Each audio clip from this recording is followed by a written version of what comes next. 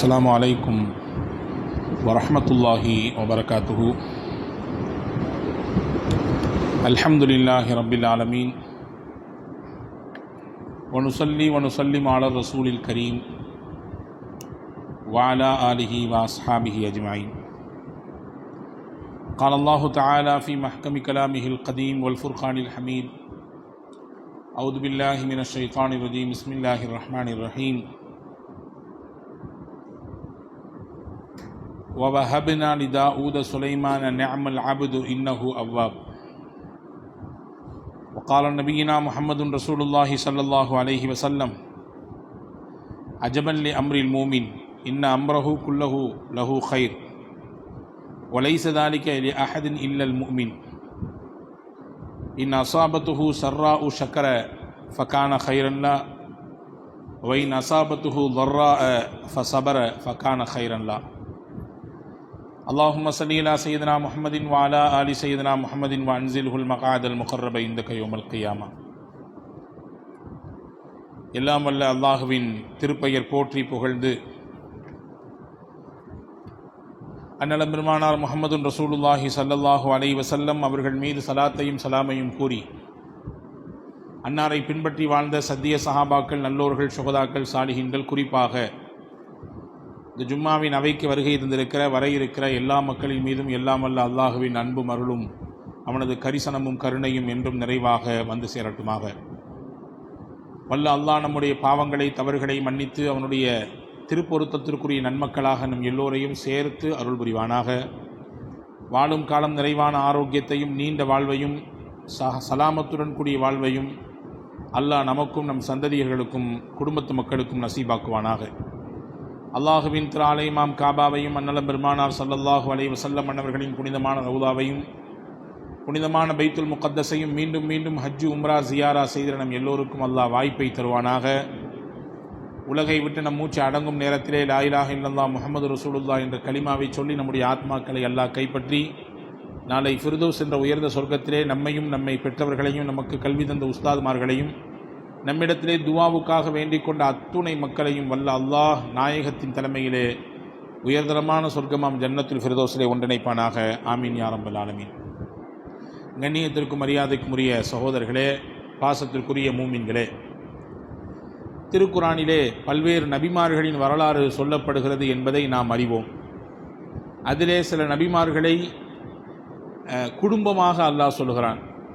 இன்னும் சில நபிமார்களை தந்தை மகன் உறவை பலப்படுத்தும் விதமாக அல்லாஹ் சொல்கிறான். நமக்கு தெரியும், ஹதரத் சையதுனா இப்ராஹிம் அலைஹிஸ்ஸலாம் தந்தை, இஸ்மாயில் அலைஹிஸ்ஸலாம் மகன். இவர்களின் வரலாறு குரானிலே இருக்கிறது. ஹதரத் சையதுனா இஸ்ஹாக் அலைஹிஸ்ஸலாம் தந்தை, அவர்களின் மகன் யாக்கூப் அலைஹிஸ்ஸலாம் மகன். இவர்களின் வரலாறும் குரானிலே இருக்கிறது. தொடர்ந்து ஹதரத் சையதுனா யாக்கூப் அலைஹிஸ்ஸலாம் தந்தை, அவர்களின் மகன் யூசுப் அலைஹிஸ்ஸலாம் வரலாறு குரானிலே இருக்கிறது. ஹதரத் சையதுனா ஜக்கரியா அலைஹிஸ்ஸலாம் தந்தை, அவர்களின் மகன் யஹ்யா அலைஹிஸ்ஸலாம் மகன். இவர்களின் வரலாற்றையும் இவர்களுக்கு நடந்த விஷயங்களை எல்லாம் பற்றி குரான் பேசுகிறது. இப்படியான தொடரிலே தாவூத், சுலைமான் என்ற இருபெரும் நபிமார்களை பற்றி குரான் பேசுகிறது. அதிலே தாவூத் அலைஹிஸ்ஸலாம் தந்தை, அவர்களுக்கு பிறந்த சுலைமான் மகன். இவரை பற்றி குரானிலே அல்லாஹு ஜல்ல ஷானஹு வ தஆலா பல்வேறு இடங்களிலே சொல்லுகிறான்.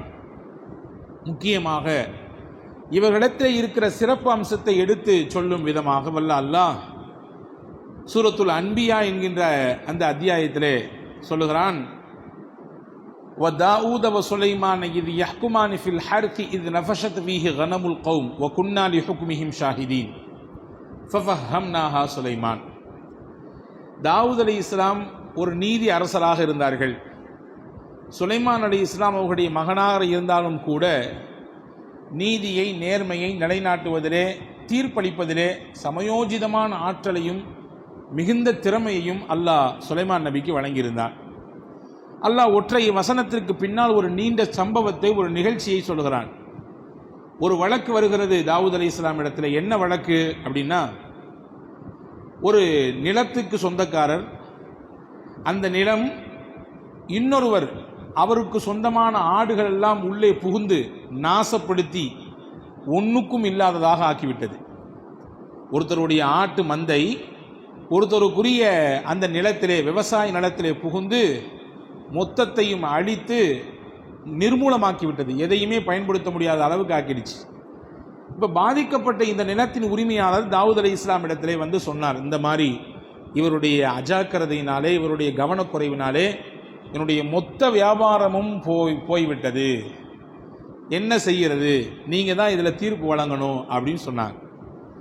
அதில் தாவூத் அலைஹிஸ்ஸலாம் கூப்பிட்டு விசாரித்து உண்மைதான்றதை கண்டறிஞ்ச பின்னாடி ஒரு தீர்ப்பு சொன்னார்கள். என்ன தீர்ப்பு சொன்னார்கள்?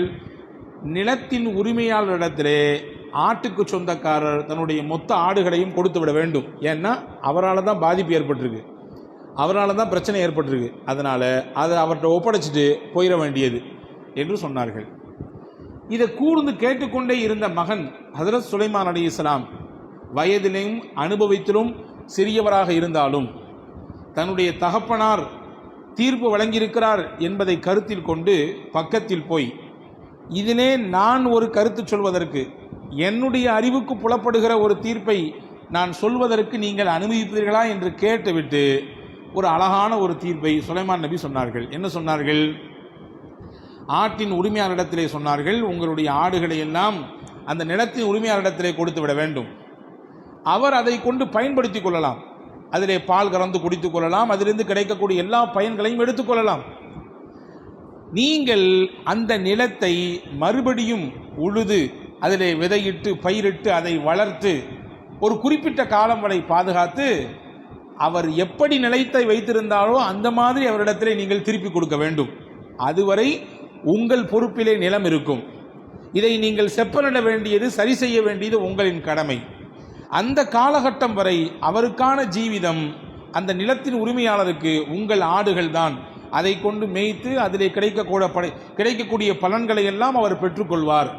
சரி செஞ்சு கொடுத்ததுக்கு பின்னாடி நீங்கள் மறுபடியும் உங்களுடைய ஆட்டு மந்தைகளை திரும்பி வாங்கி கொள்ளலாம். இதுவே நான் இந்த வழக்கிலே சொல்லக்கூடிய தீர்ப்பு என்று சொன்ன பொழுது தாவூத் அலைஹிஸ்ஸலாம், நல்லா இருக்க, இது அதை விட இது சிறப்பாக இருக்குது, இதுவே நானும் தீர்ப்பாக அங்கீகரிக்கிறேன் என்று தாவூத் அலைஹிஸ்ஸலாம் சொன்னதாக குர்ஆன் சொல்லுகிறது. சுலைமான் அவர்களுக்கு நம்புறத்திலிருந்து ஒரு தெளிந்த விளக்கத்தையும் ஞானத்தையும் நாம் வழங்கினோம் என்று அல் குர்ஆன் சொல்லுகிறது. அப்போ தாவூத் சுலைமான் அலைஹிஸ்ஸலாம் அன்னவர்களை குறித்து குர்ஆன் பேசுகிற சமயத்திலே அவர்கள் எந்த அளவுக்கு நீதமிக்க ஆட்சியை கொடுத்திருந்தார்கள், மக்கள் நலனின் மீது எவ்வளவு அக்கறை கொண்டிருந்தார்கள், பாதிக்கப்பட்டவர் யாராக இருந்தாலும் அவருக்கு சரியான முறையிலே தீர்ப்பு வழங்குவதிலே எவ்வளவு கண்ணும் கருத்துமாக இருந்தார்கள் என்பதை பற்றி குர்ஆனிலே அழகாக அல்லாஹ் பேசி தருகிறான். அன்பு சகோதரர்களே, நபிகள் பெருமானார் ஸல்லல்லாஹு அலைஹி வஸல்லம் இடத்திலே ஒரு வழக்கு வருகிறது. என்ன வழக்கு அப்படின்னா, பரா இப்னு ஆசிப் ரலியல்லாஹு தஆலா அன்ஹு அவர்களுக்கு சொந்தமான சில ஒட்டகைகள். இது என்ன செஞ்சிருச்சு அப்படின்னா, பகல் நேரத்திலே கடை வீதிக்குள்ளே போய் அங்கே கடைகள் விரித்திருந்த அந்த கடைகளை எல்லாம் கொஞ்சம் மிதித்து சேதப்படுத்தி விட்டது, பொருட்களை எல்லாம் சேதப்படுத்தி விட்டது. இந்த வழக்கு ரசூல் ஸல்லல்லாஹு அலைஹி வஸல்லம் போன உடனே எப்படி தீர்ப்பு வழங்கினாங்க தெரியுமா? பெருமானார் ஸல்லல்லாஹு அலைஹி வஸல்லம் சொன்னாங்க, பகல் நேரத்திலே கடை விரித்தால் அந்த கடையை பாதுகாப்பது, அதை பொறுமையாக அங்கே நின்று வியாபாரங்களை கவனிப்பதோடு மட்டுமல்லாமல் எந்த பிரச்சனையும் தன்னுடைய முதலுக்கும் வியாபார மூலதனமாக போடப்பட்டிருக்கக்கூடிய பொருளுக்கும் வந்துவிடக் கூடாது என்பதிலே உன்னிப்பாக கவனமாக இருக்க வேண்டியது யாருடைய பொறுப்பு? கடைக்காரரின் பொறுப்பு. இப்போ நீங்கள் அதில் கவனம் குறைவாக இருந்ததுனால இந்த ஒட்டகம் மேய்ந்து விட்டது, அதை சின்னாபின்னப்படுத்தி விட்டது, சேதாரப்படுத்தி விட்டது. ஆனால் இதே செயலை இரவு நேரத்திலே ஒட்டகங்கள் செய்திருந்தால் கண்டிப்பாக இதன் உரிமையாளரை தண்டித்திருப்பேன். காரணம், இரவிலே அதை தொழுவத்திலே கொண்டு அடைத்து போட்டு அதற்கான உணவையும் தீவனத்தையும் கொடுத்து அதை இரவு நேரத்திலே பராமரிக்க வேண்டிய கடமையும் பொறுப்பும் அதன் உரிமையாளருக்கு இருக்கிறது.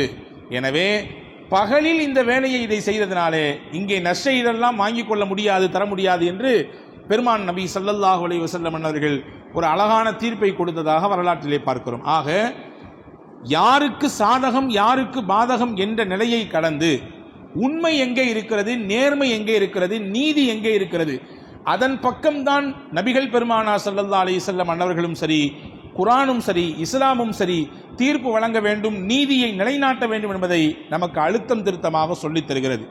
அன்பானவர்களே, சூரத்து நிசா என்கின்ற ஒரு அத்தியாயம், அந்த அத்தியாயத்திலே நீங்கள் கண்டிப்பாக வாசிக்க வேண்டிய சில வசனங்கள் 105வது வசனத்திலிருந்து 110வது வசனம் வரை கொஞ்சம் நீங்கள் பொருளை மட்டும் எடுத்து படித்து பாருங்கள் ஜும்மாவுக்கு பிறகு வாய்ப்பு இருந்தால். அதிலே அல்லாஹ் என்ன சொல்லுகிறான்? ஒரு சமுதாயம் என்ற அடிப்படையிலே இந்த இனத்தை சேர்ந்தவர், இந்த சமூகத்தை சேர்ந்தவர் என்ற காரணத்திற்காக ஒருவரின் மீது அநியாயமாக குற்றம் சுமத்தப்படுகிறது. அந்த குற்றத்தை நான் செய்யவில்லை என்று அவர் சொல்லி பார்க்கிறார். அந்த பாதிக்கப்பட்டவர் யூத மதத்தை சேர்ந்தவர். குற்றவாளியாக இருப்பவர் உண்மையிலேயே முஸ்லிம். ஆனால் வேண்டுமென்றே இந்த முஸ்லிம் அவரை இழுத்து விட வேண்டும் என்பதற்காக வேண்டி யூதரின் மீது ஒரு குற்றச்சாட்டை வைக்கிறார். இவர் தன்னை குற்றமற்றவர் என்று நிரூபிப்பதற்கு அவரிடத்திலே போதுமான ஆதாரங்கள் இல்லை. நடப்பு எல்லாமுமே இவருக்கு எதிராக இருக்கிறது, இந்த யூதருக்கு எதிராக இருக்கிறது. இவர் தான் இந்த வேலையை செஞ்சிருக்கணும், இந்த திருட்டு இவரின் மீதுதான் செய்திருக்க வேண்டும் என்பதை ஊர்ஜிதப்படுத்தும் விதத்திலே ஆதாரங்கள் இருக்கிறது. ஆனால் அவரால் அதை நிரூபிக்க முடியவில்லை. இப்பொழுது முகமது நபி ஸல்லல்லாஹு அலைஹி வஸல்லம் அன்னவர்களும் இந்த யூதருக்கு எதிராக இந்த குற்றம் இவர்தான் செய்திருக்கிறார் என்பதை உறுதிப்படுத்தும் விதமாக தீர்ப்பை வழங்க முன்வந்து விட்டார்கள். அந்த நேரத்தில் அல்லாஹ் வசனத்தை இறக்கினான். 5 வசனங்களை அல்லாஹ் இறக்கினான். 105வது வசனத்திலிருந்து 110வது வசனம் வரை அல்லாஹ் இறக்கினான்.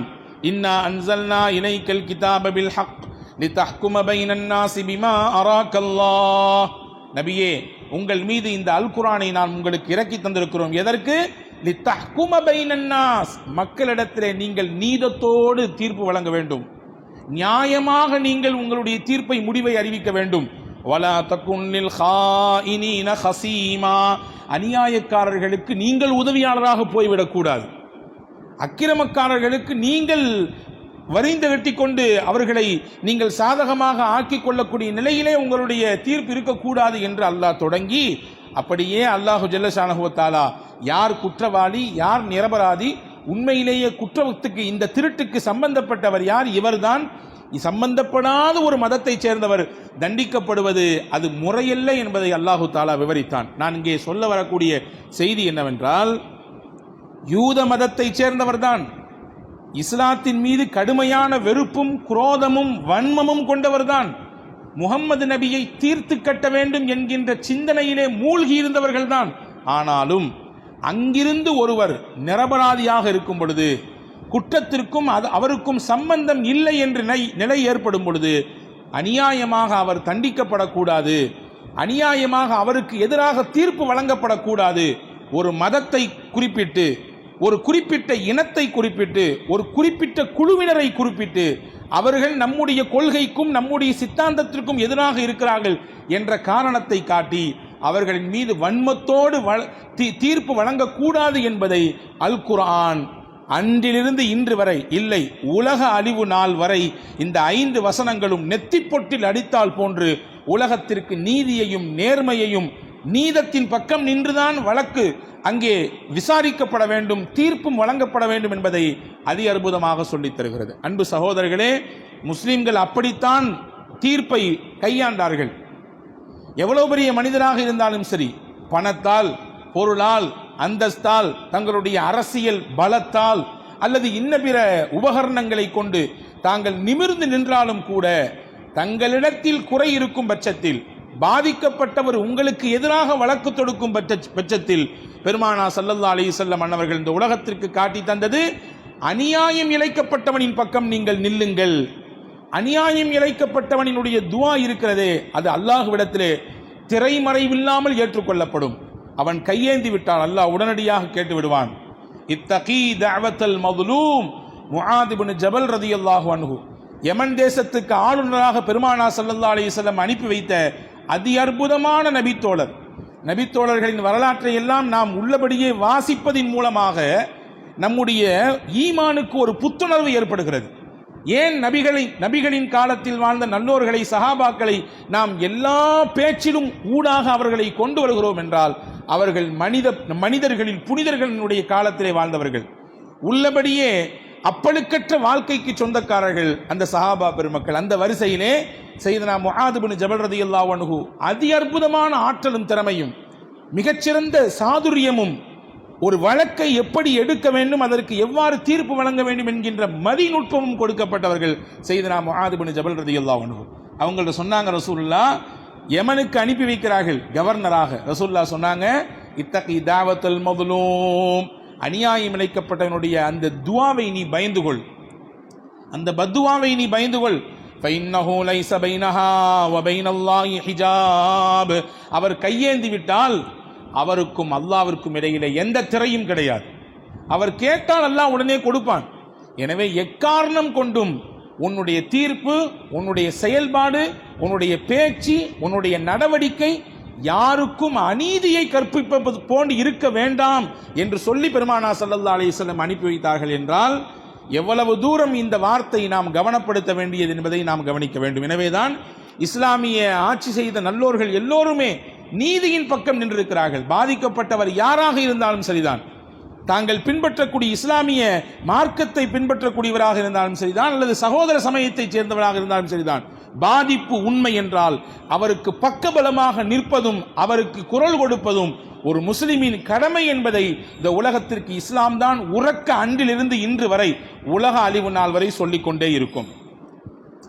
இந்த இந்தியாவை பல மன்னர்கள் ஆண்டிருக்கிறார்கள். நமக்கு தெரியும், இந்தியா சுதந்திரம் பெறுவதற்கு முன்னால் பல நூற்றாண்டுகள் ஆங்கிலேய கையிலே இந்த நாடு சிக்கி கிடந்தது. அதற்கு முன்னால் பல முஸ்லிம் மன்னர்கள் இந்த இந்தியாவை ஆண்டிருக்கிறார்கள். நான் சமீபத்தில் ஒரு புத்தகம் வாசித்தேன், ஒரு சுமார் 200 பக்கங்கள் கொண்ட ஒரு நூல். அது இந்தியாவை ஆண்ட இஸ்லாமிய மன்னர்களின் காலத்தில் இந்தியாவுக்கு எப்படியான முன்னேற்றங்கள் எல்லாம் கிடைத்தது, எந்த மாதிரியான எழுச்சி பாதையிலே இந்திய நாடு நகர்ந்து நின்றது என்பதை குறித்து தெள்ளத் தெளிவாக பல்வேறு ஆதாரங்களோடு அந்த புத்தகங்களிலே பதிவு செய்திருக்கிறார் அதனுடைய ஆசிரியர். அதிலே ஒரு செய்தி வருகிறது. என்ன செய்தி அப்படின்னா, கிபி 1211 கிபி 1235 வரை சுமார் 26 ஆண்டுகள் இந்த இந்தியாவை ஆண்ட மன்னர்களின் வம்சத்திலே ஷம்சுத்தீன் அல்துமிஸ் என்று சொல்லக்கூடிய ஒரு மன்னர் ஆண்டிருக்கிறார். சுல்தான் ஷம்சுத்தீன் அல்துமிஸ். இவர் சிறப்பான ஒரு ஆட்சியை செய்த ஒரு மன்னர்களின் பட்டியலிலே வருகிறார். 20 ஆண்டுகள் ஆண்டிருக்கிறார் இந்த நாட்டை. இவருடைய சிறப்பு அம்சம் என்னவென்றால், பாதிக்கப்பட்ட மக்களுக்கு உடனடியாக நீதி கிடைக்க வேண்டும் என்பதற்காக வேண்டி பல நுட்பமான வழிகளை மக்களுக்கு சொல்லிக் கொடுத்திருந்தார். அந்த காலகட்டத்தில் எல்லாருமே வெண்மையான ஆடை தான் உடுத்துவார்கள், வெள்ளை ட்ரெஸ் தான் போடுவாங்க, மேலாடையும் கீழாடையும் வெள்ளை நிறத்தில் தான் உடுத்துவார்கள். இவர் சொன்னார், உங்களிலே யாருக்காவது பாதிப்பு ஏற்பட்டால், உங்களுக்கு யாருக்காவது பிரச்சனை ஏற்பட்டுச்சுன்னா, அரசாங்க ரீதியாக அல்லது அதிகாரத்தின் ரீதியாக அல்லது வம்பர்களின் ரீதியாக அல்லது ரவுடிகளின் புறத்திலிருந்து ஏதாவது நீங்க பிரச்சனையை சந்திச்சீங்கன்னா, அது என்னுடைய கவனத்துக்கு உடனே வரணும்னு நீங்க ஆசைப்பட்டீங்கன்னா உடனே ட்ரெஸ்ஸை மாத்துங்கன்னார். கலர் ட்ரெஸ் போட்டு என்னுடைய அவைக்கு வாங்கினார். கலர் ட்ரெஸ்ஸை போட்டு கொண்டு வந்தால் நான் இனம் கண்டு கொள்வேன், நீங்க ஏதோ பிரச்சனையில் இருக்கிறீங்க, உங்களுக்கு ஏதோ ஒரு துன்பம் இழைக்கப்பட்டிருக்கு, அநியாயம் இழைக்கப்பட்டிருக்கு, அதை பார்த்து புரிந்து கொண்டு உடனடியாக உங்கள் வழக்கை விசாரிப்பேன், தீர்ப்பு கொடுப்பேன், இந்த விஷயத்தை ஃபாலோ பண்ணுங்க என்று மன்னர் ஷம்சுத்தீன் அல்துமிஸ் சொன்னதாக ஒரு வரலாற்று செய்தி இருக்கிறது. அதே போன்று அவர் தங்கி இருக்கக்கூடிய அரண்மனைக்கு வெளியிலே 2 பெரிய வெண்கலத்தால் ஆன சிங்கங்கள் நிற்குமாம். சிங்கம்னா உண்மை சிங்கம் இல்லை, வெண்கலத்தால் செய்யப்பட்ட ஒரு சிங்கம். அதனுடைய கழுத்திலே 2 பெரிய மணிகள் தொங்க விடப்பட்டதான். எதற்கு அந்த மணி என்றால், இந்த ஊர்ல இந்த பகுதியில யாரெல்லாம் அநியாயம் இழைக்கப்படுகிறார்களோ, துன்புறுத்தப்படுகிறார்களோ, எந்த நேரத்தில் வேண்டுமானாலும் வரலாம், இந்த மணியை நீங்கள் பிடித்து இழுக்கலாம், மணியின் சத்தம் கேட்டுவிட்டால் உடனேயே நான் புரிந்து கொள்வேன், மணி அடிக்கக்கூடியவர், இந்த மணியை பிடித்து இழுக்கக்கூடியவர் ஏதோ துன்பத்தில் இருக்கிறார், ஏதோ அநியாயத்தில் சிக்கியிருக்கிறார், ஏதோ பிரச்சனையில் மாட்டிருக்கிறார், அவருக்கு உதவ வேண்டும் என்று நான் உணர்ந்து உடனடியாக நடவடிக்கை எடுப்பேன் என்று மன்னர் ஷம்சுத்தீன் அல்துமிஸ் சொன்னதாக ஒரு வரலாற்று செய்தி இருக்கிறது. இப்னு பத்தூதா உலகத்தை சுற்றி வந்தவர், மிகப்பெரிய ஒரு சுற்றுலா பயணி. அவர் பல்வேறு நகரங்களுக்கு சென்றிருக்கிறார், அங்கே இருக்கக்கூடிய ஆட்சியை அதிகாரத்தை கண்டிருக்கிறார், நகரங்களுடைய கட்டமைப்பை எல்லாம் விசாரித்திருக்கிறார். அவர் சொல்லுகிறார், இந்தியாவை ஆண்ட மன்னர்களில் ஷம்சுத்தீன் அல்துமிஸ் யார் தெரியுமா? நீதிமிக்க அரசர். அவர் நீதிமிக்க அரசர். கொடுமைகளை எல்லாம் அப்புறப்படுத்தி, அநியாயங்களை எல்லாம் அழித்து, அக்கிரமம் செய்யக்கூடியவர்களுக்கெல்லாம் உடனுக்குடன் தண்டனை கொடுத்து நீதியின் பக்கம் நிலைத்து நின்ற மா மன்னர்களின் பட்டியலிலே ஷம்சுத்தீன் அல்துமிஸ் தவிர்க்க முடியாதவர் என்று இப்னு பத்தூதா என்று சொல்லக்கூடிய ஒரு வரலாற்று ஆசிரியர்கள் சொல்ற செய்தியை நாம் இங்கே கவனப்படுத்த வேண்டும். அப்போ இஸ்லாம் தான் இப்படியான நீதி பரிபாலனத்தை செய்ய வேண்டும் என்று உலகத்திற்கு கற்றுத்தந்திருக்கிறது. அன்பு சகோதரர்களே, நமக்கு தெரியும் மன்னர் அவுரங்கசீப் ரஹிமஹுல்லா முகலாயர்களின் ஆட்சியிலே வந்த ஒரு மிகச்சிறந்த மன்னர்களில் ஒருவர். மன்னர் அவுரங்கசீப் ரஹிமஹுல்லா உள்ளபடியே இந்த வார்த்தைக்கு சொந்தக்காரர். அவர் மன்னராக இருந்தாலும் ஏழ்மையை எளிமையை தன்னுடைய அடையாளமாக ஆக்கி கொண்டார். எந்த அளவுக்கு எளிமையா இருந்தான்றதுக்கு ஒரு 4 பாயிண்ட் சொல்றேன் கேளுங்க. அவர் மரணத்தின் நேரத்திலே தன்னுடைய சுத்தி இருந்த மக்களை எல்லாம் கூப்பிட்டு சொன்னாராம், என்னைய மௌத்தாகிட்டாங்க, நான் இறந்துட்டோம்னா எனக்கு கண்டிப்பா கஃபன் போடணும், கஃபன் துணி. அந்த கஃபன் துணியை வேற யார்கிட்டையும் காசு வாங்கி போடக்கூடாது. நாம் அரசவையிலே இருக்கும் நேரத்திலே எனக்கு கிடைத்த ஓய்வு சமயங்களிலே என் கைகளினால் தொப்பி தைத்திருக்கிறேன், தொப்பி தைத்து வித்திருக்கிறேன். அந்த விற்ற பணம் 4 ரூபாய் 2 அணா என்னுடைய இருப்பில் இருக்கிறது. அந்த 4 ரூபாய் 2 அணாவை வைத்து எனக்கு கஃபன் வாங்க வேண்டும், அதை தான் நீங்கள் எனக்கு போர்த்தி அனுப்ப வேண்டும். 1. 2வது சொன்னார், நான் இறந்த நாள் அன்று என் கைகளால் குரானை நான் எழுதியிருக்கிறேன். அதாவது முகலாய மன்னர்களிலேயே கைகளால் மொத்த குரானையும் எழுதியவர் மன்னர் அவுரங்கசீப் ரஹிமஹுல்லா அவர்கள். மொத்த குரானையும் கைகளால் எழுதியிருக்கிறார். அவருடைய எழுத்து அதி அற்புதமாக இருக்குமாம். அவர் சொன்னார், என் கையாலேயே குரானை பிரதியாக எழுதி எழுதி விற்று எனக்கு சுமார் 305 ரூபாய் நான் சம்பாதித்து வைத்திருக்கிறேன். அந்த 305 ரூபாயை நான் என்றைக்கு இறக்கிறேனோ, அந்த வார்த்தையை கவனிங்கள், நான் என்றைக்கு இறக்கிறேனோ அந்த நாள் அந்த 355 ரூபாயை ஏழைகளுக்கு கொடுத்து எனக்காக என் மன்னிப்புக்காக அவர்களை நீங்கள் துவா செய்ய சொல்ல வேண்டும். 2வது. 3வது சொன்னார் அவர், நான் இறந்ததற்கு பிறகு என் தலையை நீங்கள் திறந்து வையுங்கள், என் தலையை பார்த்தாவது என்னை படைத்தவன் என் மீது கருணை காட்ட வேண்டும். 4வது சொன்னாராம், நான் இறந்ததற்கு பிறகு எந்த ஆடம்பரமும் இல்லாமல் இந்த நாட்டை ஆண்ட ஆலம்கீர் அவுரங்கசீப் பாதுஷா, பகதூர் என்ற பெயர் எடுத்தவர், அவர் பெரிய வீரர். ஆலம்கீர் உலகத்தை ஆளக்கூடியவர், உலகநாயகன் என்கின்ற பெயருக்கு சொந்தக்காரர் அவுரங்கசீப் ரஹிமஹுல்லா. அவர் சொன்னாராம், நான் இறந்த அந்த நேரத்தில் என்னை அடக்கம் செய்யும் சமயம் ஆடம்பரம் இருக்கக்கூடாது, ஆரவாரம் இருக்கக்கூடாது, அமைதியாக என்னை கொண்டு போய் பக்கத்தில் என்ன மசூதி இருக்கிறதோ அங்கே இருக்கக்கூடிய சராசரி மக்கள் அடக்கம் செய்யக்கூடிய அந்த கபிரிஸ்தானில் என்னையும் நீங்கள் அடக்க வேண்டும் என்று சொன்னாராம் மன்னர் அவுரங்கசீப் ரஹிமஹுல்லா. நான் ஏன் இதை சொல்றேன்னா, அவ்வளவு எளிமையான ஒரு ஆட்சியை செய்தவர், அவ்வளவு பெரிய ஆட்சி அதிகாரம் தன் கையில் இருந்த பொழுதிலும் கூட எளிமையை தன்னுடைய அடையாளமாக எடுத்துக்கொண்டார் மன்னர் அவுரங்கசீப். இன்னைக்கு சொல்றாங்க சர்ஜிக்கல் ஸ்ட்ரைக் நாங்க தான் செய்கிறோம், நாங்கள் தான் சர்ஜிக்கல் ஸ்ட்ரைக் செய்கிறோம் என்று. ஆனால் உண்மையிலேயே உள்ளபடியே இன்னைக்கு சீனா இந்தியாவிலே பல இடங்களை ஆக்கிரமித்து உள்ளே வந்துவிட்டது, அவர்களை எதிர்க்க நாங்கள் போராடி கொண்டிருக்கிறோம் என்று சொல்லுகிறார்கள். உள்ளபடியே சீனாவை இந்த மண்ணிலிருந்து முதலாக எதிர்த்தவர் யார் தெரியுமா? மன்னர் அவுரங்கசீப் ரஹிமஹுல்லா அவர்கள். உங்களுக்கு தெரியலாம் என்று நினைக்கிறேன், கைலாஷ் மானசரோவர் என்ற ஒரு பகுதி இருக்கிறது, இந்து சமுதாயத்தைச் சேர்ந்த மக்களினுடைய புனித ஸ்தலமாக இன்னைக்கும் கருதப்படுகிறது. அந்த பகுதியை சீனா அந்த காலத்திலே அவுரங்கசீபினுடைய காலத்திலே ஆக்கிரமித்துக் கொண்டது. இவர் கடிதம் எழுதினார் சீன அரசிற்கு, சீனாவினுடைய அந்த பகுதியிலே இருந்த மன்னர்களுக்கு கடிதம் எழுதினார், இந்த பகுதி எங்கள் பகுதியிலே வாழக்கூடிய இந்து சமுதாய மக்களினுடைய புனித தலம், அதை நீங்கள் விட்டுவிடுங்கள், கை வைக்காதீர்கள், அதை நீங்கள் விட்டுவிடுங்கள், கை வைக்காதீர்கள் என்று கடிதம் எழுதினால் பதிலே கிடைக்கல.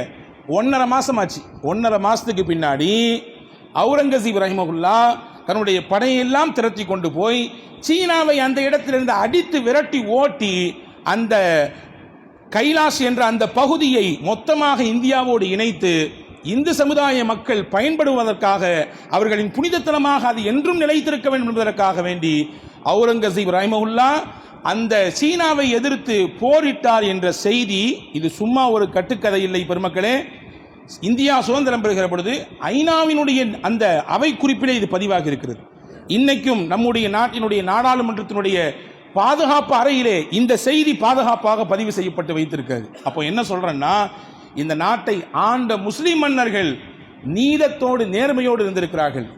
தங்களுடைய மதம் சார்ந்த விஷயங்களிலே அவர்கள் தனிப்பட்ட முறையில் அக்கறை காட்டினாலும் கூட பொதுவான விஷயம் என்று வருகிற பொழுது எங்கே பாதிப்போ எங்கே பிரச்சனையோ அந்த பிரச்சனைக்கு யார் காரணமோ அதை வேரோடும் வேரடி மண்ணோடு பிடுங்கி எறிந்து அநியாயத்திற்கு எதிராக நீதிக்கு துணை நிற்கக்கூடிய மகத்தான சேவையை நம்முடைய இஸ்லாமிய பெருமக்கள் செய்திருக்கிறார்கள் என்பதை நாம் இங்கே கவனத்தில் கொள்ள வேண்டும். ஏன் நான் இதை சொல்லுகிறேன் என்றால், பாபர் மஸ்ஜிதை இழந்து விட்டோம். இன்னைக்கு அங்கே வேற ஏதோ ஒரு இடம் இருக்கிறது, போய்விட்டது. இன்னைக்கு மறுபடியும் அதே ஊபியிலே இன்னொரு பள்ளிவாசலை, கியான்வாவி மசூதியை போன்று இன்னொரு பள்ளிவாசலும் கை வைத்திருக்கிறார்கள். என்ன பள்ளிவாசல் அது நமக்கு தெரியும். சாம்பல் என்ற மாவட்டத்தில் இருக்கக்கூடிய ஹுமாயூனுடைய அந்த பீரியடில் கட்டப்பட்ட பள்ளி, சுமார் ஏறத்தாழ 16ஆம் நூற்றாண்டிலே கட்டப்பட்ட பள்ளிவாசல். 500 ஆண்டுகள் அங்கே, 50 ஆண்டு இல்லை, 5 வருஷம் இல்லை, 500 ஆண்டுகள் அங்கே தொழுகை நடந்து கொண்டிருக்கிறது. 5 நூற்றாண்டுகள் தொழுகை நடக்கக்கூடிய பள்ளியை இன்னைக்கு வழக்கு போட்டு அந்த வழக்கிலே அந்த பள்ளிவாசலுக்கு கீழே வேற இந்த சமுதாயத்தை, குறிப்பிட்ட சமூகத்தினுடைய ஒரு வழிபாட்டு தலம் இருந்திருக்கிறது, அதை நீங்கள் ஆய்வுக்கு உட்படுத்த வேண்டும், அதை மறுபடியும் மீட்டு தர வேண்டும் என்று வழக்கு தொடரப்பட்டிருக்கிறது. இங்கே இது செய்தி இல்லைங்க. இதில் என்னன்னா, பொதுவாகவே நீதி அமைப்பு என்பது எதையும் சாராமல் இருக்க வேண்டும் என்பதை உலகத்திற்கு சொல்லிக் கொடுத்தவர்கள் முஸ்லிம்கள் தான். நீதி அமைப்பு இருக்கிறதே அது யாருக்கும் சாதகமாக இருக்கக்கூடாது. இன்னைக்கு ஆளுங்கட்சியா இருக்கும், நாளைக்கு அது எதிர்கட்சியா இருக்கும். இன்னைக்கு எதிர்கட்சியா இருக்கும், நாளைக்கு அது ஆளுங்கட்சியா இருக்கும், இல்லையா? மாறி மாறித்தான் வரும். ஆனால் நீதி பரிபாலனம் என்பது எந்த ஒரு அரசையும் அல்லது எந்த ஒரு பார்ட்டியையும் டிபெண்ட் பண்ணி இருக்கக்கூடாது. அவங்கள சேர்ந்து தான், அவங்கள சார்ந்து தான் இருக்கணுன்ற தேவை கிடையாது. இதை உலகத்துக்கு சொன்னவங்க முஸ்லிம்கள் தான். உமர் ரலியல்லாஹு அன்ஹு இந்த விஷயத்தை கொண்டு வந்தாங்க. முதலில் உமர் ரலியல்லாஹு தஆலா அவர்கள் தான் நீதித்துறையை உருவாக்கி அந்த நீதித்துறை யாரையும் சாராமல் சுயமாக பயணிக்க வேண்டும் என்பதை உலகத்துக்கு அறிமுகப்படுத்தி கொடுத்தாங்க. ஆனால் காலப்போக்கில் இந்தியாவினுடைய இந்த பிரம்மாண்டமான ஜனநாயக நாட்டில் எப்படி மாறி போய்விட்டது என்றால், ஆட்சியில் யார் இருக்கிறார்களோ அவர்களுக்கு ஒத்து ஊதக்கூடிய சூழல் நீதிமன்றங்களிலும் வெளிப்பட்டு கொண்டிருக்கிறது என்பதை நம்மால் பார்க்க முடிகிறது. எனவேதான் சமீபத்தில் இந்தியாவினுடைய தலைமை நீதிபதியில் ஒருவர் ரிட்டையர் ஆனார். அவர் ஓய்வு பெற்றதுக்கு பின்னாடி ஒரு செய்தி சொன்னார். நீங்கள்லாம் கவனிச்சுப்பீங்க நினைக்கிறீங்க. சந்தரசூட் அவருக்கு பெயர். 2019 பாபர் மஸ்ஜிதுடைய தீர்ப்பிலே நாங்கள் குழம்பி போயிருந்தோம். எப்படி தீர்ப்பு வழங்குவது என்று நாங்கள் குழம்பி போயிருந்தோம். ஒரு குறிப்பிட்ட மதத்தை சொல்லி, அந்த மதத்தின் கடவுளை சொல்லி அவங்கள்ட்ட இருந்து உதவி கொண்ட எப்படியாவது வழிவகுத்து கொடுங்க அப்படின்னு சொல்லி. அப்போ என்ன புரியுதுன்னா, நீதி பரிபாலனம் என்பது அங்கே நடக்கக்கூடிய விஷயத்தில் யாரின் பக்கம் நீதி இருக்கிறது, யாரின் பக்கம் அநியாயம் இருக்கிறது என்பதை வைத்து முடிவு செய்யப்பட வேண்டியது. ஒரு மதம் சார்ந்த விஷயமாக மாற்றப்பட்டு கொண்டிருக்கிறது என்பதை தெளிவாக ஓப்பனாகவே இவர் வார்த்தை வழியாக சொல்லியிருக்கிறார் என்பதை நாம் பார்க்க முடிகிறது. அந்த அடிப்படையில் தான் இந்த நவம்பர் மாதம் 19ஆம் தேதி சம்பல் மாவட்டத்திலே ஒரு மனு தாக்கல் செய்யப்படுகிறது. என்ன மனு அப்படின்னா, அந்த ஊபியில் இருக்கக்கூடிய சம்பல் பக்கத்தில் இருக்கக்கூடிய ஷாஹி மஸ்ஜித், 500 ஆண்டுகள் பழமையான தொழுகை நடக்கக்கூடிய அந்த மஸ்ஜிதிலே, அந்த குறிப்பிட்ட பகுதியிலே ஒரு குறிப்பிட்ட மதத்தினருடைய வழிபாட்டு தலம் இருந்தது, எனவே அதை நீங்கள் மீட்டு தர வேண்டும் என்று ஒருத்தர் வழக்கு தொடர்கிறார். இங்கே என்ன வேதனை தெரியுமா? உடனேயே அந்த நீதிபதி 10 நாளில் இதை விசாரித்து என்ன ஏதுன்றதை மனு தாக்கல் செய்யணும், இதை இங்கே அறிக்கை தாக்கல் செய்ய வேண்டும் என்று சொல்லுகிறார். உடனுக்குடன் வேலை நடக்கிறது. ஆனால் வேதனை என்னன்னா, உலகத்திலேயே அதிகமான வழக்குகள் தேங்கி நிற்கக்கூடிய நாடு எதுனா இந்தியா தான். இதை நான் சொல்லலை. 2009 முன்னாள் பிரதமராக இருந்தவர் மன்மோகன் சிங், பொருளாதார நிபுணர், அவர் சொல்கிறார், உலக அரங்கிலேயே அதிகமான வழக்குகள் தேங்கி கிடக்கக்கூடிய நாடு எதுவென்றால், தீர்க்க முடியாமல், அதாவது தீர்வு கொடுக்காமல் தேங்கி கிடக்கக்கூடிய நாடு இந்தியா தான். அவர் விவரமாக சொல்றாரு. இந்தியாவில் இருக்கக்கூடிய உயர் நீதிமன்றத்திலே சுமார் 42,18,000 வழக்குகள் தேங்கி நிற்கிறது. கீழ் நீதிமன்றங்களிலே 2,80,00,000 வழக்குகள் தேங்கி நிற்கிறது, தீர்ப்பு கொடுக்கப்படாமல். இந்த குறிப்பு 10 வருஷத்துக்கு முன்னாடி உள்ள குறிப்பு. 10 வருஷத்துக்கு முன்னாடியே கோடிக்கணக்கான லட்சக்கணக்கான வழக்குகள் தேங்கி நிற்கிறது என்ற குறிப்பையும் பார்க்கிறோம். இங்கே முஸ்லிம்களுக்கு எதிராக ஒரு பள்ளிவாசலை மறுபடியும் இடிக்க வேண்டும் என்ற எண்ணத்திலே தொடுக்கப்பட்ட வழக்குக்கு உடனடியாக அங்கே இதை விசாரிங்க, இதுக்கு என்ன ஏதுன்றதை நீங்க ஒரு கமிட்டி அமைங்க என்று சொல்லி வழக்கிலே நீதிமன்றத்தினுடைய நீதிபதியே இந்த உத்தரவை கொடுக்கிறார். அந்த பகுதியில் இருக்கக்கூடிய முஸ்லிம்கள் எல்லாம் தன்னெழுச்சியாக தாங்கள் வணங்கி வழிபட்டு வந்த அந்த மஸ்ஜித் மறுபடியும் இன்னொரு மஸ்ஜித் இழக்கப்பட்டு விடக்கூடாது என்ற எண்ணத்திலே களத்தில் இறங்கி போராடுறாங்க. போராட தானே செய்வோம். நாம நின்று தொழுத இடம், நாம சஜிதா செஞ்ச இடம், நாம நின்று அல்லாவிடத்திலே கண்ணீர் வடித்த இடம், நாங்கள் பார்த்து உருவான மசூதிகள் அல்ல. எங்களின் 10 தலைமுறைக்கு முன்னால் உருவாக்கப்பட்ட மசூதி இப்பொழுது மறுபடியும் அழிவை நோக்கி போகிறது என்றால் நிச்சயமாக வரத்தான் செய்வார்கள். வந்த உடனே என்ன செஞ்சது அந்த அரசு என்றால் மறுபடியும் அவர்கள் மீது துப்பாக்கிச் சூடு. அதில் 5 முஸ்லிம்கள் அவர்களுடைய உயிர் பரிபூரணமாக ஷஹீதாக்கப்பட்டிருக்கிறார்கள், கொல்லப்பட்டிருக்கிறார்கள். இங்கே என்ன வேடிக்கைன்னா, யார் இந்த வேலையை செஞ்சாங்களோ, அதாவது போராடுறாங்க, தங்களுடைய வழிபாட்டுத்தலம் இந்த மாதிரியான ஒரு நிலைக்கு உட்படுத்தப்படக்கூடாதுன்னு, ஆனால் அரசும் அதிகாரமும் கேவலத்திலும் கேவலம் காசை வாங்கி கொண்டு மீடியாக்களும் இந்த போராடக்கூடிய மக்களை கலவரக்காரர்களாக காட்டுகிறார்கள். யார் தெரியுமா இவங்க? கலவரக்காரர்கள். மஸ்ஜிதுகளுக்காக வேண்டி போராடுகிற போராளிகளை கலவரக்காரர்களாக காட்டக்கூடிய சூழல் தான் இன்னைக்கு நாட்டில் உருவாகி இருக்கிறது. நான் எதற்கு சொல்லுகிறேன் என்றால், இது நான் பலமுறை இதற்கு முன்னாலேயே நான் பேசியிருக்கிறேன், ஞாபகம் இருக்கிறது. பாபர் மஸ்ஜிதினுடைய வழக்கு வருகிற சமயத்திலே பேசியிருக்கிறேன், ஞாபகம் இருக்கிறது. இத்தோடு முடியாது. அடுத்தடுத்த பள்ளிகளை, அடுத்தடுத்த இடங்களை இவர்கள் கை வைத்துக் கொண்டே இந்த நாட்டினுடைய அமைதிக்கும், இந்த நாட்டினுடைய பன்மை தொன்மைக்கும், இந்த நாட்டினுடைய இறையாண்மையையும் குழி தோண்டி புதைக்கக்கூடிய வேலையை தொடர்ச்சியாக செய்து கொண்டே இருப்பார்கள் என்று நாம் சொல்லியிருக்கிறோம், ஞாபகம் இருக்கிறது. அதை தான் இந்த ஷாஹி மஸ்ஜிதினுடைய இந்த பிரச்சனையும் நமக்கு வெளிக்கொண்டு காட்டுகிறது. நான் ஒன்றை மட்டும் நான் இங்கே அழுத்தமாக சொல்கிறேன். நபிகள் பெருமானார் ஸல்லல்லாஹு அலைஹி வஸல்லம் சொன்னார்கள், அநியாயம் செய்யக்கூடியவன், அக்கிரமம் செய்யக்கூடியவன், அல்லாஹ் அவனை கொஞ்ச காலத்துக்கு விட்டு வைப்பான். விட்டு வைத்திருக்கிறானே, ஏன் இப்படி தொடர்ச்சியா இந்த பயில்கை இந்த அநியாயம் பண்ணிட்டு இருக்கிறாங்க? இவங்க நல்லா தானே சுத்திட்டு இருக்கிறாங்க, எங்கெங்கெல்லாமோ போய் தொலைறானே, அப்படியே போய் தொலைஞ்சிட வேண்டியது என்ன என்றெல்லாம் யோசிக்க செய்யும். ஆனால் ஒரு கட்டத்தில் அல்லாஹ் பிடிப்பான். அந்த பிடி என்பது கடுமையானதாக, இறுக்கமானதாக இருக்கும் என்று அல் குர்ஆன் நமக்கு சொல்லித் தருகிறது. நபிகள் பெருமானார் ஸல்லல்லாஹு அலைஹி வஸல்லம் சொல்லித் தருகிறார்கள். அல் குர்ஆனிலே சூரா கஹஃப் என்ற ஒரு அத்தியாயம் இருக்கிறது, நமக்கு தெரியும்.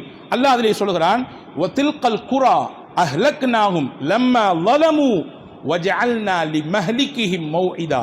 சில ஊர்கள், சில நகரங்கள், அதை நாம் அழித்தோம். எதற்கு அழித்தோம்? அங்கே அக்கிரமக்காரர்கள் அநியாயத்தை, நீதிக்கு மாறாக அநீதத்தை, அக்கிரமத்தை தொடர்ச்சியாக செய்தார்கள். எனவே அந்த நகரத்தையே நாம் அழித்து விட்டோம். அவர்களின் அந்த அழிவை வாக்குறுதியாக, முன்னுதாரணமாக நாம் வைத்தும் விட்டோம் என்று அல் குர்ஆன் அழகாக நமக்கு எடுத்து எம்புகிறது. எனவே இந்த மாதிரியான அக்கிரமக்காரர்களை பார்த்து பேசி கடந்து விடுவதை தாண்டி வல்ல அல்லாஹ்விடத்திலே கண்ணீர் விட்டு நாம் கேட்க வேண்டிய கடமை இருக்கிறது. ஒருபொழுதும் நாம் இந்த நாட்டை விட்டு நகர்ந்து விட மாட்டோம். இந்த நாட்டில் எங்கோ ஒரு பிரச்சனை நடந்தாலும் நாம் அதை பற்றி பேசுவோம், அதை பற்றி சிந்திப்போம், அதை குறித்து உண்டான மாற்றத்திற்காக வேண்டி உண்டான செயல்பாடுகளை நம்மால் என்ன முடிகிறதோ அதை நகர்த்துவதற்கு முயற்சிப்போம். காரணம், நாமெல்லாம் மூமின்கள். இறை நம்பிக்கையாளர்களின் உள்ளத்திலே வெறுமின்ன சுயநலம் மட்டும் இருக்காது, பொதுநலம் இருக்கும். சுத்தி இருக்கக்கூடிய மக்களுக்கு பாதிப்பு என்றால் குரல் கொடுக்கக்கூடிய சிந்தனை இருக்கும். தன் சமுதாயத்திற்கு ஒரு இழப்பு என்றால் அதை மீட்டு எடுப்பதற்காக வேண்டி உண்டான உத்வேகமும் வைராக்கியமும் தொடர்ச்சியான போராட்டமும் இருக்கும் என்பதை தான் முஸ்லிம் உம்மத் உலகத்திற்கு சொல்லி தந்திருக்கிறது. உங்களுக்கு தெரியும் என்று நினைக்கிறேன், ஆல்ட் நியூஸ் ஜுபைர் அப்படின்னு சொல்லக்கூடிய ஒருத்தர், ஆல்ட் நியூஸ் ஜுபைர், நீங்கள் வேணால் இன்ஸ்டாவில் போய் நீங்கள் செக் பண்ணி பாருங்கள். சமூக வலைதளங்களில் முக்கியமான ஒருவர், அவர் யூபியை சேர்ந்தவர் தான். அவர் மீது வழக்கு போட்டிருக்கிறார்கள். எதற்கு அந்த வழக்கு அப்படின்னா, ஆல்ட் நியூஸ் ஜுபைர் செய்கிற வேலை என்னன்னா, ஃபேக் நியூஸாக வரதை எல்லாத்தையுமே எடுத்து உண்மை என்ன பொய் என்ன அப்படிங்கிறத பிரித்து காட்டக்கூடிய வேலையை சிறப்பாக பல ஆண்டுகள் செய்து கொண்டிருக்கிறார். சமீபத்தில் கூட நம்முடைய தமிழக அரசு அவரை கௌரவப்படுத்தும் விதமாக கடந்த சுதந்திர தினத்தன்று அவருக்கு கூப்பிட்டு விருதெல்லாம் கொடுத்திருந்தார்கள். நான் சொல்ல வர செய்தி என்னன்னா, அவர் மீது 2 பெரிய வழக்குகள் போடப்பட்டிருக்கு. என்ன வழக்கு தெரியுமா? ஏன் அந்த வழக்கு தெரியுமா?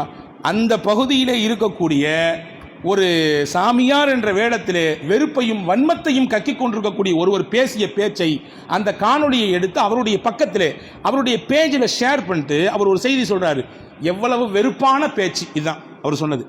எவ்வளவு வெறுப்பான பேச்சு, மததுவேஷத்தை கக்கக்கூடிய பேச்சு என்று அவர் பதிவிட்டிருக்கிறார். இந்த பதிவுக்காக வேண்டி அவர் மீது 2 வழக்கு. ஒரு வழக்கு என்ன தெரியுமா? தேச துரோக வழக்காமா. பேசினவன் சும்மா சுத்திட்டு இருக்கிறான், பேசினவன் நல்ல உல்லாசமா அடுத்தடுத்த மேடைகளில் போய் பேசிட்டு இருக்கிறான். இது வெறுப்பான பேச்சு பேசுகிறான் என்பதை எடுத்து காண்பித்ததினாலே ஆல்ட் நியூஸ் ஜுபைரின் மீது தேச துரோக வழக்கு போடப்பட்டிருக்கு. அப்படின்னா எந்த அளவுக்கு நாங்கள் அநியாயக்காரர்கள், நீதியின் பக்கம் நாங்கள் நிற்க மாட்டோம், அநியாயத்தை தான் தொடர்ச்சியாக செய்வோம், எங்களை யார் உங்களால் தட்டி கேட்க முடியும் என்கின்ற துணிச்சலும் அந்த இருமாப்பும் தான் இப்படி பேச வைத்துக் கொண்டிருக்கிறது, செயல்பட வைத்துக் கொண்டிருக்கிறது. இதை விட பன்மடங்காக இருமாப்போடு இருந்தவர்களை எல்லாம் நாம் உலகத்திலே பார்த்து விட்டோம். குர்ஆனும் ஹதீஸும் நமக்கு அதற்கு மிகச்சிறந்த முன்னுதாரணங்களையும் உதாரணங்களையும் தருகிறது. வல்ல அல்லாஹ்விடத்திலே தொடர்ச்சியாக நாம் துஆ செய்வோம். அல்லாஹ் மசூதிகளை பாதுகாப்பானாக, சஜிதா செய்த இடங்களை அல்லாஹ் பாதுகாப்பானாக, அநியாயக்காரர்களின் அக்கிரமங்களுக்கு அல்லாஹ் முடிவை கட்டுவானாக. பல்வேறு சூழல்களிலே பல்வேறு சந்தர்ப்பங்களிலே ஈமானுடைய பலவீனத்தால் நாம் செய்யக்கூடிய சில விஷயங்களிலிருந்து நம்மை அல்லாஹ் மீட்டெடுப்பானாக. உண்மையான இறை நம்பிக்கையாளர்களின் அடையாளத்தோடு வாழக்கூடிய தௌஃபீக்கை அல்லாஹ் நமக்கு தந்து ஈமானிய வலிமையோடு அசத்தியத்தை தொடர்ந்து எதிர்க்கக்கூடிய, அதற்கு எதிராக போராடுகிற போராளிகளாக அல்லாஹ் உங்களையும் என்னையும் எல்லா மக்களையும் ஆக்குவானாக. ஆமீன். வாஹிர் தாவா அனில் ஹம்துலில்லாஹி ரப்பில் ஆலமீன். அஸ்ஸலாமு அலைக்கும்.